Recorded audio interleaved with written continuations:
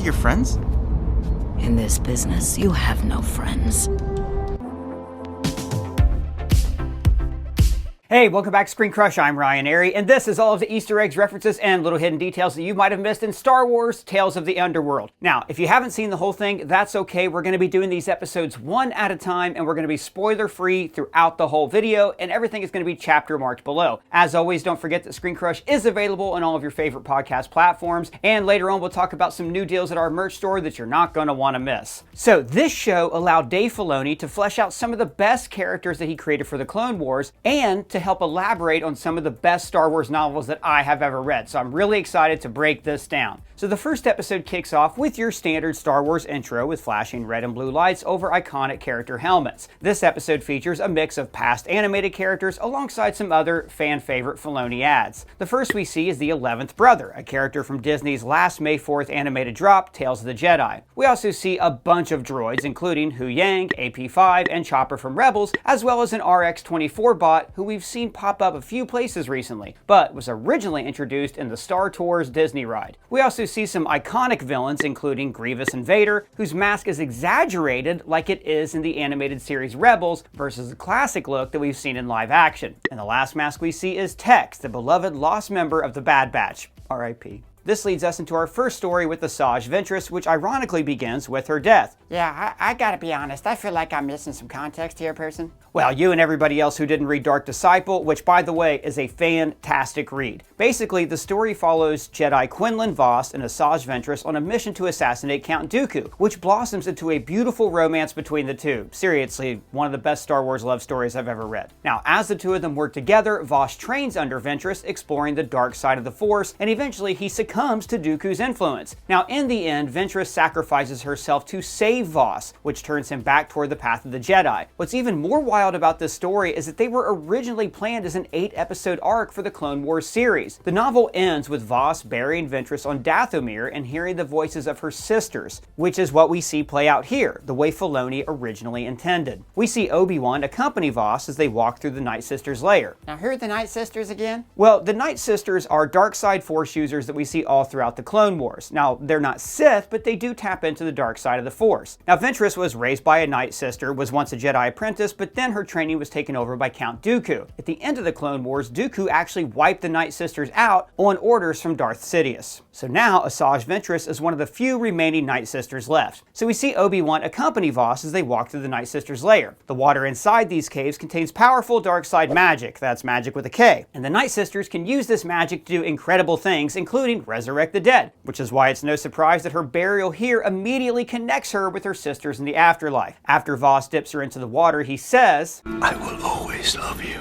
And evidently, this promise opens up a unique opportunity for the Nightsisters. Usually, when they resurrect the dead, the corpses come back as mindless zombies and not fully themselves, unlike Palpatine when Somehow Palpatine returned. However, Quinlan's promise to love Ventress forever evidently allows them to take their powers one step further and fully resurrect someone. Characters like Asajj Ventress and Cad Bane are essential to Star Wars. Ever since A New Hope, we've always had this seedy underbelly to the galaxy, but I think that over the years, those stories took a backseat to the conflict between the Jedi and the Sith. But gangsters are the bad guys that we can relate to. Any of us could turn to a life of crime, and both Ventress and Bane have real problems and real flaws. Oh, are you an intergalactic bounty hunter person? Well, kind of, but I'm not allowed to talk about it. But I do also have some gross habits that I've struggled to beat. Like you guys know, I talk about it all the time here on the channel. You've probably seen my facial tic where I want to squish my eyes or clench my jaw, and I used to nervous eat all the time. And I'm sure you guys have your own bad oral fixation habits that you'd like to change. Now, I used to think that it was impossible to quit all of those bad habits, and it turns out I was right. Because I couldn't just quit, I had to replace. And that is where Fume comes in. No vapor, no nicotine, just natural flavored air that actually satisfies. No stress, no withdrawals, just a simple swap. Guys, Fume is an award-winning flavored air device that draws flavor into your mouth and not into your lungs. It is a great way to satisfy my oral fixation habit with non-toxic flavors, and it is safe to use anywhere. So I want to show you guys, there is no vapor at all in here. This does not need batteries, and you don't have to charge it. It just has these flavor-based cores that you can personalize with your favorite flavors, like crisp mint or my favorite, orange vanilla. It tastes like an orange dreamsicle, one of my favorites from when I was a kid. Also, It looks cool. I love how it's weighted, I love the wood design, and it feels just premium in your hand. And it's also a great fidget tool that makes this incredibly satisfying sound. It is completely safe, and they continuously invest in third-party studies to ensure the safety of their products, and it is backed by doctors here in the United States. Physiology shows stopping a bad habit cold turkey is really hard on your brain, so Fume works to replace your hand-to-mouth fixation, calming nervous tension through fidgeting, and distracting you from your bad habit with this delicious flavor. Fume has already helped more than 500,000 people build better habits. So try Fume today, and if you order the Journey Pack now using our code ScreenCrush, you'll get a free Fume topper, an awesome accessory to level up your experience. Go to tryfume.com/ScreenCrush or scan the QR code on screen right now. Now back to Ventress. The first voice she hears is Mother Talzin, the matriarch of the Nightsisters and the closest thing to a family that she has. And she presents her with a devil's bargain for her to return back to the land of the living or to join her sisters in the afterlife. And shockingly, she chooses to keep on living even if it means that she can't be with Voss. Now, normally this would be a pretty easy choice, but it's especially complicated when you think about the fact that Ventress's entire race has been wiped out. Now at this point in her journey, joining her sisters in the afterlife sounds pretty nice, but she chooses to live anyways. Or she can always meet them in the afterlife when she dies a second time, right? Well, not necessarily, buddy, because when she finally does come back, we see all the water in the caves are drained, which implies that her resurrection permanently severed the connection between the spirits of the Nightsisters and Dathomir. And this takes us to the title of the episode, A Way Forward, fitting for an episode all about figuring out her next steps after this massive sacrifice. After that, we can start to see how the former assassin has started picking up the pieces after her resurrection, taking a job as a security for a local trade station on some unnamed desert planet. Now, on the way in, we can spot several iconic Star Wars species, including an Ithorian, an Aqualish, and an Arcanis, as well as a Twi'lek inside. However, it's the Rodian who can't pay, causing Ventress to intervene. Now, as good as she is at this, she really does want to let go of the bounty hunter life and then move into her peaceful post-Infinity War Thanos arc. As she sits on a bench outside, she feeds a bluebird with a mohawk. So, while we don't really know what exact kind of species this bluebird is, Asajj likely noticed it more so than the others because it reminded her of the mysterious bluebirds of Dathomir that would clean the teeth of the Rancors on her home world. So this is where we meet Lyko, who seems to be Asajj's newest reluctant apprentice. After he failed to provide the funds for a train ticket, he tries to pull the Jedi mind trick on her boss. It is interesting how quick Asajj is willing to help this kid, and how reluctant she is even to engage him in the first place. Like, she lets him try multiple times to pull this trick on her boss, and she just kind of stands there. They're interrupted by stormtroopers, voiced by Steve Blum. Now, he has been the voice of many stormtroopers in the past, but he's also the voice of Zeb from Rebels. Zeb, are you embarrassing the Imperials again?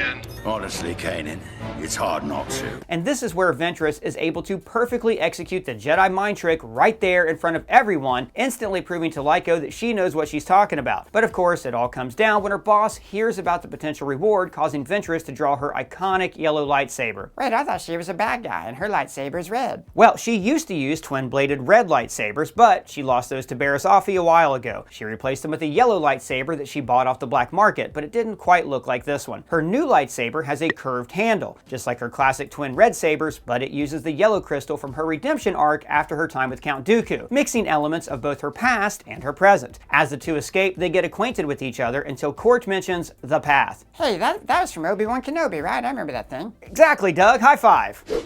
Now, the path is essentially an underground railroad for Jedi escaping the Empire after Order 66. Now, Ventress doesn't show interest in pursuing it until she hears that it was established by Quinlan Vos. Rumors are Quinlan Vos and the others established it. Wait, what did you say? So as cold as Ventress may seem, she really shows her soft side here. She knows she can't actually follow the path, as she may end up running into Vos, which is why she tells him no when he asks if she's coming with him. But she knows she can still help Vos by safely escorting Lyko, which serves as their primary motivation going forward. On their way out, they get attacked by an Inquisitor who will surely get a name in some canonized book years down the road. But for now, Filoni just credits him as an Inquisitor. We're also not quite sure what species this Inquisitor is either, but he certainly has a rather unfortunate appearance. This leads us into a classic lightsaber clash between Ventress and the Inquisitor. Now, while the Jedi and the light side users tend to be more defensive, redirecting lightsaber strikes and using their opponent's forces against them, the dark side users attack by overwhelming their enemies, charging at them with everything they have, like we see Ventress do here, which is how the Inquisitor is able to recognize her mid-fight. I know who you Right before he's about to strike the final blow, Lyko comes in with a last-minute save, taking out the Inquisitor with 2 lightsaber stabs to the chest. Now, taking out the Inquisitor like this parallels the way Grievous took out Mother Talzin, but from behind, mirroring each other in a way. Again, it's like poetry, so if they rhyme. As they escape, Ventress force pushes Lyko onto the ship in midair, the same maneuver we saw Ezra and Sabine pull off in the Season 1 finale of Ahsoka. As they escape, Ventress confesses everything to Lyko, showing how she has no intention of hiding who she is anymore, which leads us into Episode 2. And you guys know how much we love designing Star Wars parody merch for you at our merch store, ScreenCrushMerch.com. We have this brand new Stay on Target, the Happy Empire Day shirt available at any Empire Day kiosk, and of course the Rebel Scum painted over an Imperial roundel. This is in addition to the many other Star Wars parody shirts that we love designing for you guys, like the Prequel Apologist, the Original Trilogy, Good Soldiers Follow Orders, and the brand new Free Gorman. You can find links for all of those below, and shopping our merch store really does support our channel. Thank you guys for helping us out. Now, as the two make a pit stop at some unknown urban planet, we see they've been going through the details of Ventress's backstory while they were en route. Now, on the way in, we can see some Arabesh on the signs. A lot of it's blurry, but this one clearly reads, "Your mom." Lyko is now unsure if he can trust Ventress, which is why she reassures him, If I wanted to kill you, you'd be dead already. During their conversation, Lyko slips this in, Anger leads to hate. a nod to Yoda's iconic line from the prequels. Fear leads to anger. Anger leads to hate. Hate leads to suffering. She explains how she's looking for an old acquaintance whom we later find out to be Latz Razzie, a Thelan bounty hunter whom she worked for after parting ways with Dooku in the Clone Wars series. And she's alongside C-21 High Signer, who we meet after he comes through a diner window with their target. Now, they're a pretty dangerous crew, with C-21 being a modified bounty hunter droid and Lat's unique grappling boa that can use its interconnected scales as both a whip, blade, or lasso. Their target is a Besalisk warrior, the same forearm brace as Prague Krell and Dexter Jetster, which may explain why he came crashing in through the diner store window. The title of the episode is Friends, which makes sense given her recent reunion with her former co-workers, but as she makes it clear later on in the episode, these people are not their friends. Instead, the true meaning comes from Lyko and Ventress's newfound relationship after he learns to trust her despite her history. Latz ropes Ventress into one last gig in exchange for intel on the path, which involves stealing an Imperial shield relay unit, or you might know them as the tiny balls that we see on top of Imperial Star Destroyers, that also look remarkably like the Epcot Dome. Wait a minute, Star Destroyers just had their shield generators out there all in the open? Yeah, Doug, it was a terrible design when you think about it, but Lucas thought it looked cool. They also mentioned they're building a new kind of starship, which we find out are these new Imperial Star Destroyers that we saw in the original trilogy. Now, after Latz catches on to the fact that the kid is a Jedi, Lyko is faced with the choice of whether or not to trust Ventress for being honest with him about her past, or to buy the lie that Latz is selling him about how she's truly out for herself. However, he immediately fills Ventress in on this as they sneak into the compound, putting that trust in her once again, and that is when Ventress says, If they try anything, kill them. Aren't they your friends? In this business, you have no friends. which shows not only that she doesn't trust them, but she also defines what friendship is, having someone you trust. As C-21 sneaks into the Imperial crawler, he crawls in a way that bears a striking resemblance to General Grievous in Episode 3. After admitting she has no friends, Lyko's frustration seems to shift from being upset about her past to being angry at her for rejecting him as a friend, hence why he taunts her about it. Your friend told me. Oh wait, you don't have friends. Now, as the plan goes sideways, like it always does, they're forced to improvise, but they manage to get the ball rolling pretty quickly. As C-21 is fighting off troopers from atop a giant shield generator, they are attacked by a LAT gunship filled with stormtroopers instead of clones, which is a unique situation that could only happen at this specific part of the Star Wars timeline, as the Empire is transitioning away from clones towards stormtroopers. The way C-21 defends himself with his robotic 360 spin seems definitely to be a modified version of other bounty hunter droids like IG-88, who uses a similar technique. Now, in the end, the kid loses the device and they blow the gig, causing Latz to call an audible and try to snag Lyko instead, which obviously validates Ventress's initial concerns with her former co-workers. We see Ventress escape back into the shield generator through the hole she initially cut as it's rolling, which feels like a nod to that one scene from Aladdin where the tower is rolling on top of him. Now, in the end, she is able to save Lyko and takes intel from her former friends by force. The end hammers once again on the title of the episode, and Lyko learns to trust Asajj with the intel despite her Separatist past, meaning that now they can finally fulfill the title and become friends. Now, this episode gives Ventress a chance to confront her Separatist past directly, from one warrior to another, as the title suggests. We open on an unknown rock planet where it seems like the two have tracked down at least a general hint of where the path may be, but not much more than that. The creature they're riding on looks a lot like the Opie that Obi-Wan rides around on Tatooine, but it clearly is not the same species. So this is where they stumble upon a ranch decorated with B-1 battle droids as scarecrows. These are the droids that made up the bulk of the Separatist forces during the Clone Wars. The ranch is home to a decorated Separatist military hero, as we can see a sweet rack of medals hanging on the wall. Clearly, the dude hasn't stopped dropping bodies even after the war, as we can tell by the 6 mounted heads on his wall, all of which seem to be from the local raiders. His character gives us some unique insight on what it's like to be a Separatist after the rise of the Galactic Empire. He immediately recognizes Ventress and clearly holds a lot of admiration for her role in the war. You're no stranger. He also mentions how the end result of the war essentially validates the Separatist point in starting the war in the first place and shows how their side of the fight was right the entire time. Guess we needed more like you instead of all those droids. Turned out, our side was right.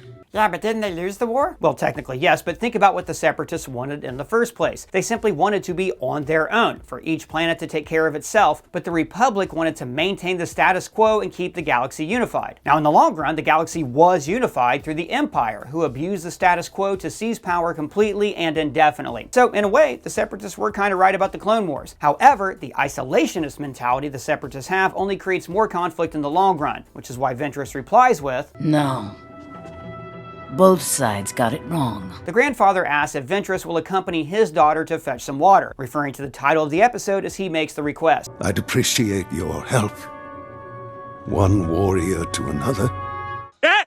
He said it! He said it! Now, Ventress may be reluctant and cold, but she continues to prove that she is just as much of a bounty hunter turned wanted parental figure stand-in as Din Djarin. And clearly, she can't say no to helping out a kid, even if she does it with some attitude. When they finally reach the well, they're ambushed by raiders, in a scene that looks like the Minions recreated Mad Max. The escape takes a turn when Lyko knocks off one of the raiders' masks and discovers that he can understand them through the Force. Well, that's a pretty convenient Force power to discover all of a sudden. Yeah, well, while it's certainly one of the more rare Force abilities, the light side of the Force has telepathic properties that allows users to connect minds. It's also what allows them to speak with animals or even to pull off the Jedi mind trick. Well, the Force's ability to translate doesn't necessarily translate things word for word, but it does convey meanings and the intent behind what other people are trying to communicate, which is what stops Lyko from striking after the raider loses his mask. Now, the ability to break through communication barriers was important to the Jedi who served in the Republic. After all, they were peacekeepers and diplomats, and here it allows Lyko and Asajj to bring people together as well. In the end, Ventress is able to clarify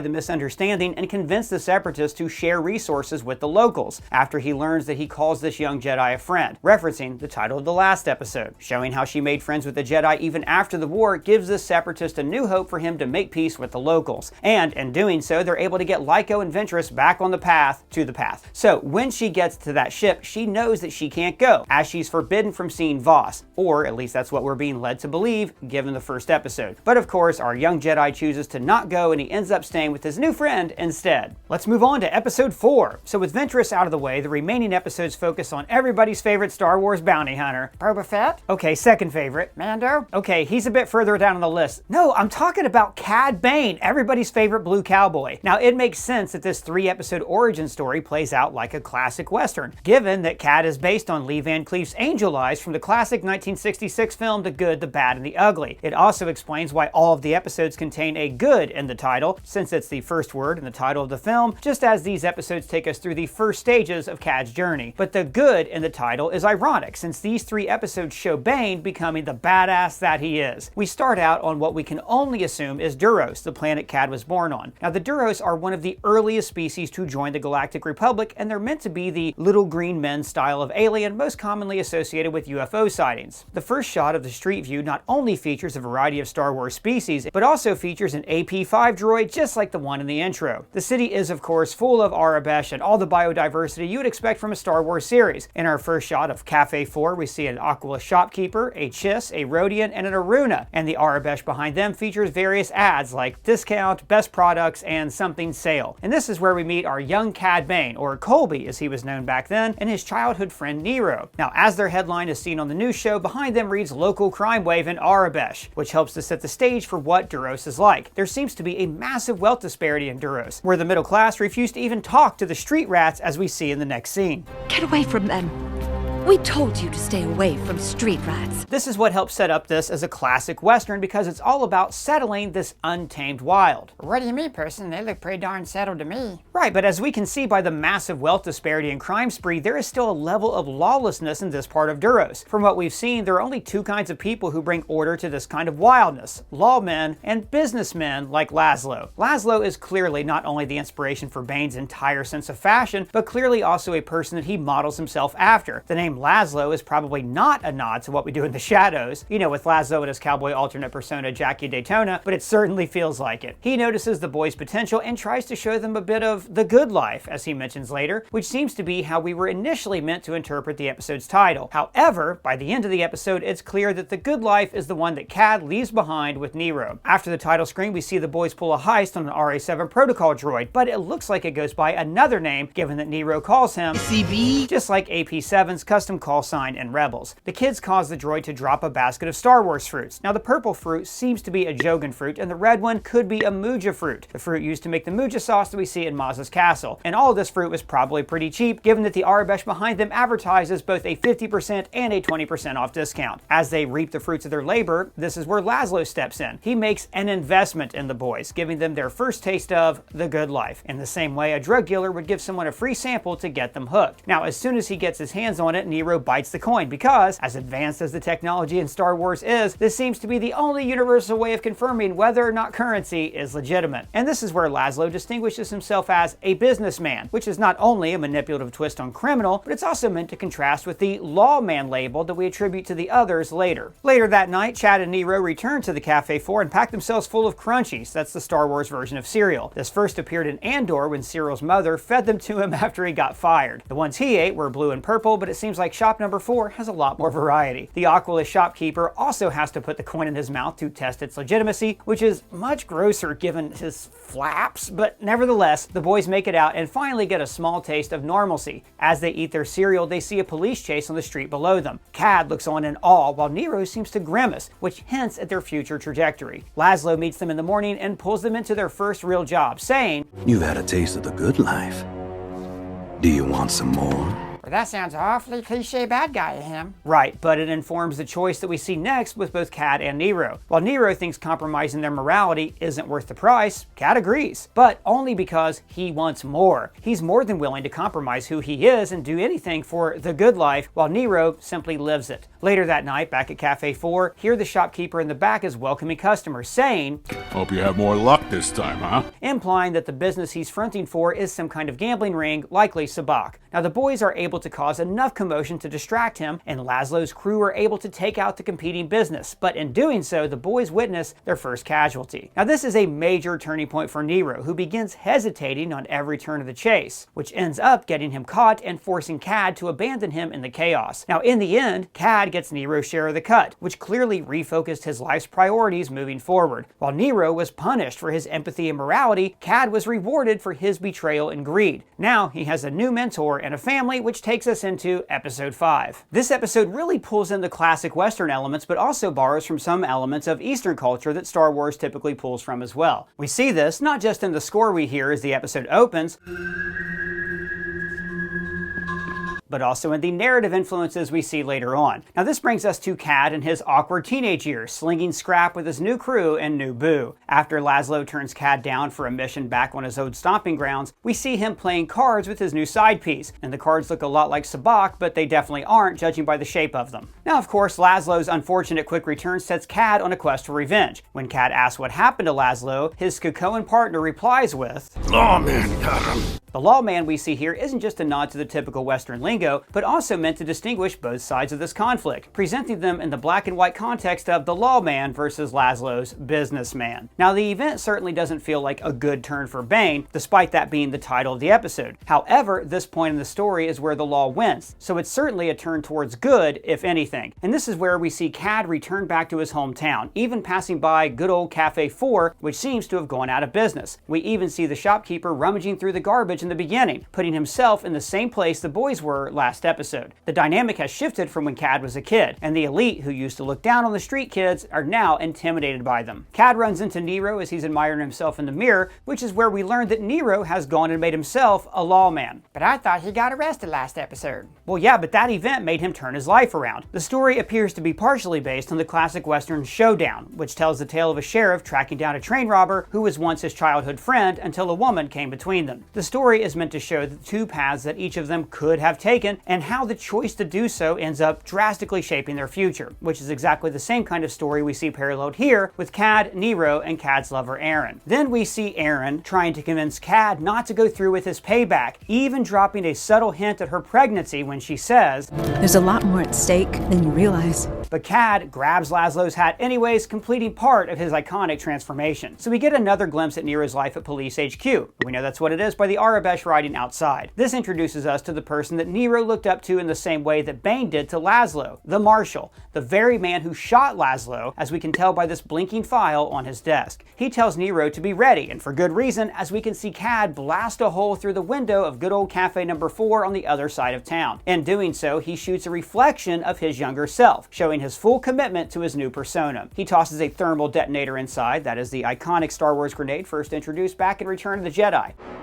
Because he's holding a thermal detonator. Back at the station, we see another Ithorian in the waiting room as they get the news. So this prompts the sheriff to tell Nero to stay behind, and he responds with, You don't have to kill him. That won't be up to me. The smoke from the fire gets both the Fed and Aaron's attention, but Cad is able to corner the Marshal into a classic Western quick-draw showdown. We even hear the score mimic the same sounds and effects used to draw out the tense moments. Surrender, Bane. Now, in the end, the Marshal shoots first, but Cad is able to dodge, but he fails to realize that in doing so, Aaron takes the shot behind him. He still gets his kill on the Marshal, but he was so focused on what was in front of him that he failed to realize what he was leaving behind, and he takes that metaphorical wound literally. After picking up his mentor's gun, Nero has him surrounded, and Aaron makes a plea for them to not shoot, which he responds with, That's up to him. repeating the Marshal's words to him and echoing the conviction he was trying to instill in him. Now, of course, the ultimate betrayal comes when Aaron tosses Cad's gun to Nero, saving his life but surrendering his freedom. As he walks away, Nero says, I hope it was worth it. It will be. Showing how Cad has refocused his revenge on Nero, which is what we're about to see play out in the final episode. When we return years later, we see that Duros is thriving. We can see an Arcona and Chiss hanging out in the square, and even Cafe Number 4 is back up and running again. But of course, that's when Glack Laco, the Trandoshan member of Bane's old crew, crashes the party and starts obnoxiously cutting people off in traffic. Well, yeah, but how is they gonna know that the bad guys are here? True. Okay, so we see him reunite with Tay Gruddy, another crew member with excellent taste in mustaches. Now this, of course, gets reported up the chain to Nero, who dismisses the concern, saying, Bane's locked up on Tyranno. He won't be out for another 5 years. Which seems to be yet another new T-planet in Star Wars' long list. Now this is when they discover that not only did Cad get out early, but he's on his way back. Now this episode is clearly an homage to the classic Western High Noon, which is about a Marshal on the edge of retirement who stays to face his longtime rival at high noon, which just so happens to be the time that Cad's shuttle is set to arrive, as we see confirmed in Arabesh on the screen in front of him. So this takes us to the title of the episode, One Good Deed, which seems to be a reference to the good deed that Nero did in raising Aaron's baby, who is clearly Cad's child, judging by this shade of blue. However, the title holds a deeper meaning that we see later in the episode. Coincidentally, One Good Deed is also the name of a Western adventure novel by Ronnie Ashmore that was published in February this year. So as peaceful as the city seems, Nero is the only one who hasn't lost themselves to fear. The entire town is shaken just at the mere presence of some of Bane's thugs, but Nero reassures the lieutenants and the city council that he has it under control. These moments continue to play off the themes of High Noon, which slowly builds anticipation for the final showdown by hyping up this future confrontation. Also in High Noon, the townspeople turn against the Marshal. They think he should leave so Frank Miller won't bother coming to town. And we see Nero face similar opposition from the city council. Nero, maybe you should leave. Get out of town for your own safety. We also see this most prominently when Nero runs into Tay Gruddy at the bar. We see him drinking from a green bottle with a small glass, like you would with sake, mixing a bit of Eastern culture into this Western in that classic Star Warsy kind of way. So Tay drops some lore about how Nero has spent his time since Cad's been locked up, wifing up his girl just before she perished to disease. As Tay leaves the bar, he says, Now if you'll excuse me, there's a storm about to roll in. which is a line famously used in a lot of films, most prominently Terminator. He said there's a storm coming in. I know. The mood and score make a dramatic shift when Cad finally arrives and reclaims his hat. What's the situation? Now, when he hears about the Marshal and Aaron, he makes his iconic Clint Eastwood scowl, the same one that we saw many a time in his live-action introduction. As he walks through town, we get another reference to High Noon as the streets clear while Bane approaches the police station. As they lock eyes, both of them identify each other with their childhood names rather than their new chosen titles. Nero. Colby. After Nero reveals Aaron is dead, we see Cad's secret love child, Isaac, grab his adopted father's leg. Now, given that Bane is based on Angel Eyes, who is more than willing to kill kids, it stands to show that Cad would do this too if he hadn't known better. After a showdown between Bane's crew and the police, the stakes are down to a 1 versus 1, and after an intense stare down, Cad is able to hit him twice, square in the chest, while Nero's shot is way off, almost as if he missed intentionally. As he comes to finish him off, he tells Nero, "You took everything from me."